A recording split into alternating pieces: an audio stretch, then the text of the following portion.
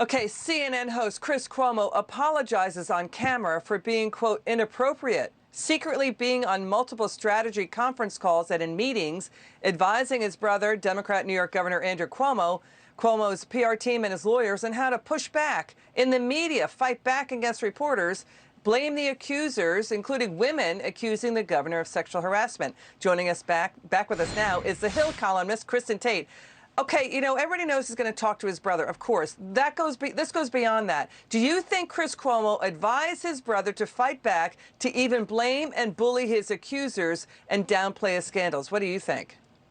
Well, it certainly seems that way, Liz. And look, it was perfectly obvious from the beginning that there was a conflict of interest here. I mean, all throughout 2020, as elderly New Yorkers were dying by the thousands of COVID after Governor Cuomo's disastrous nursing home policy, CNN aired regular banter between the governor and his brother, which really made light of COVID. I mean, in one particularly cringeworthy segment, I remember Chris Cuomo holding up a nasal swab. It was just this sick attempt at comedy. And then all of a sudden, when these sexual harassment scandals broke, Chris Cuomo said that he could no longer cover his brother. Chris Cuomo has zero credibility left, but you know what? He won't be held accountable for the way he handled his brother's scandals as a news anchor. But here's the thing, Liz, everybody understands that at this point, CNN is not offering news. It's basically just offering Democrat talking points on a loop. And it's a real shame because, you know, CNN used to be a decent news organization. But at this point, it's just like watching Democratic commercials. I mean, it's a joke. At this point, it's just become boring and utterly predictable, and it's why their ratings have tanked since the presidential election. You know, let's watch, by the way, you're making terrific points. Let's watch Governor Cuomo in action. Let's watch him getting aggressive. Watch this. If I just made you feel uncomfortable, that is not harassment. That's you feeling uncomfortable. I thought your question was stupid and offensive. These are toxic political times. Let people look at whatever they want to look at. But who cares? 33, 28, died in a hospital, died in a nursing home. They died.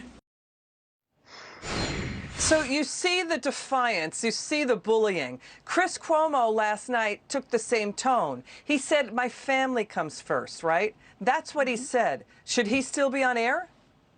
Of course not. But again, he will not face any consequences.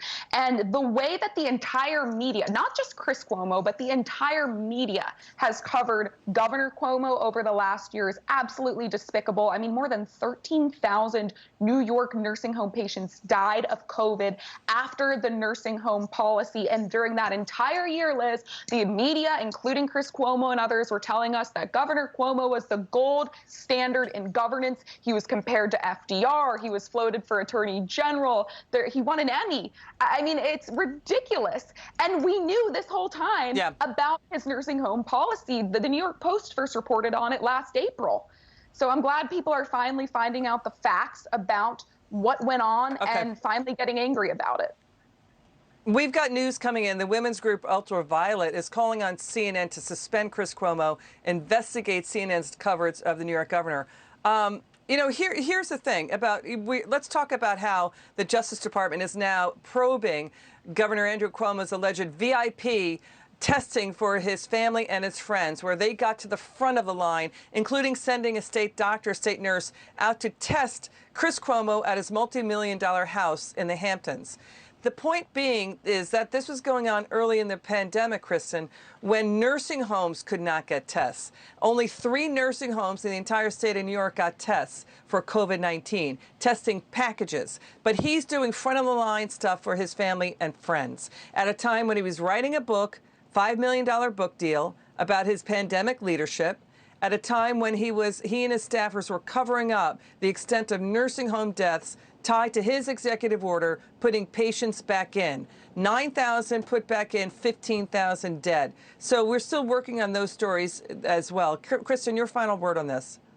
The bottom line is that Andrew Cuomo only cares about Andrew Cuomo, and it was the glowing media coverage that refused to look at the facts that allowed him to be so reckless about human life. And when he was ever questioned about any of this stuff, he was quick to blame everyone else, whether it was, the nursing home staff, Donald Trump, or even the families of these people who passed away. It's despicable, and he needs to be held accountable. Kristin Tate, it's good to see you. Come back soon. Coming up, as mask